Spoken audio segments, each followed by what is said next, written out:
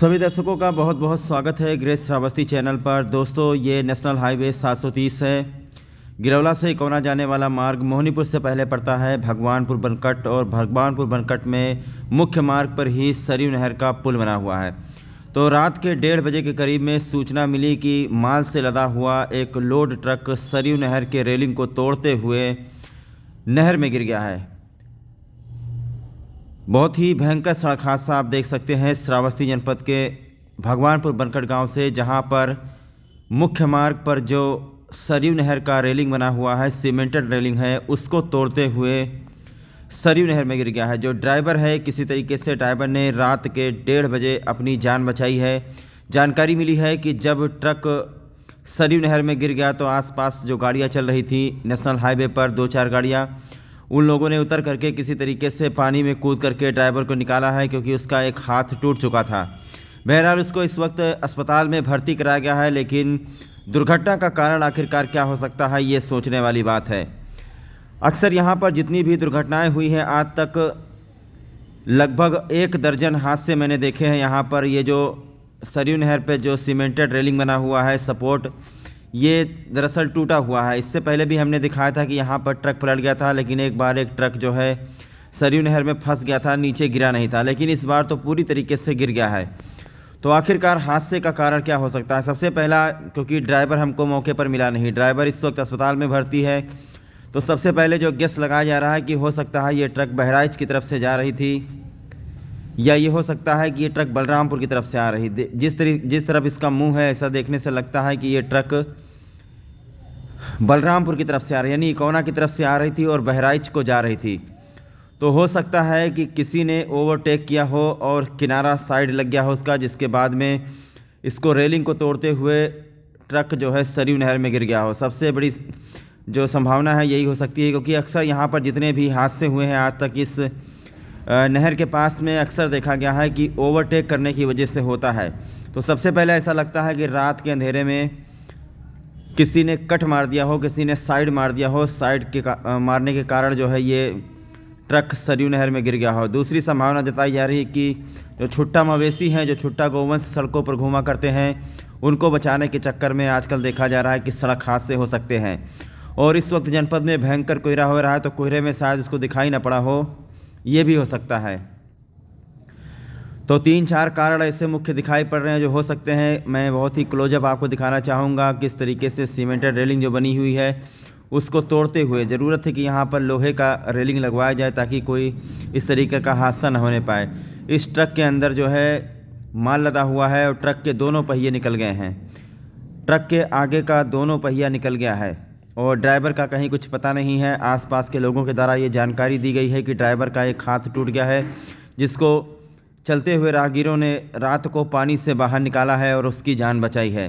बहरहाल वो इस वक्त अस्पताल में भर्ती है, लेकिन यहाँ पर अभी फ़िलहाल कोई बताने वाला नहीं है कि हादसा कैसे हुआ है। तो सबसे पहला कारण जो हमने आपको बताया कि हो सकता है ये इकौना की तरफ से आ रहा था, बहराइच जा रहा था और पुल के ऊपर ही किसी ने कट मार दिया हो, सबसे पहला रीज़न। दूसरा हो सकता है कि भयंकर कोहरे की वजह से रास्ता दिखाई न पड़ा हो, और तीसरा हो सकता है कि छुट्टा गौवंशों को बचाने के चक्कर में बेचारा ट्रक वाला सरयू नहर में चला गया हो।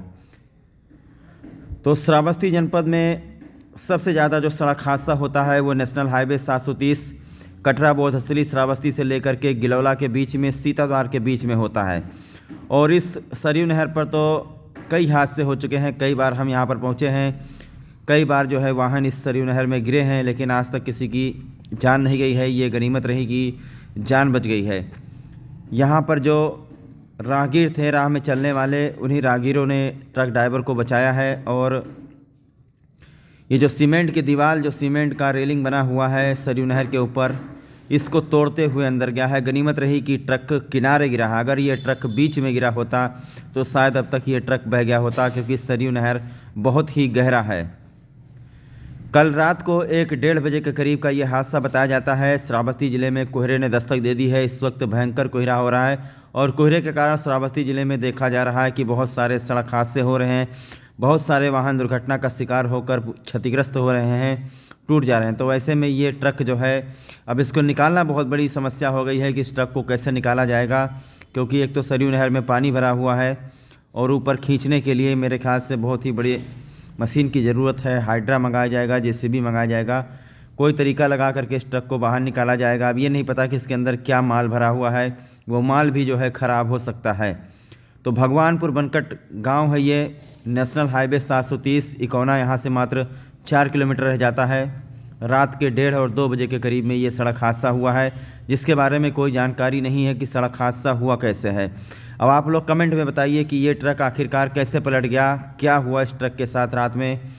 जो ड्राइवर हैं, जो गाड़ी चलाने वाले लोग हैं, उनको अंदाज़ा लग सकता है कि आखिर किस कारण से ये ट्रक सरयू नहर में गया है। ये मैं आपको बताना चाहूँगा कि जिस तरफ वो मार्शल या बोलेरो जा रही है उस तरफ से ये आ रहा था और सीधे जा रहा था, उसके बाद में सरयू नहर में गिर गया। 3-4 कारण मुख्य हो सकते हैं। अब हमारे दर्शक कमेंट करके बताएंगे कि इस ट्रक के पलटने की वजह आखिरकार क्या है। रात के अंधेरे में ऐसा क्या हुआ कि ये ट्रक सरयू नहर में पलट गया। अभी तक ये भी जानकारी नहीं मिल पाई है कि ये ट्रक कहाँ का है, क्योंकि इसका जो नंबर प्लेट है वो भी डूबा हुआ है पानी में।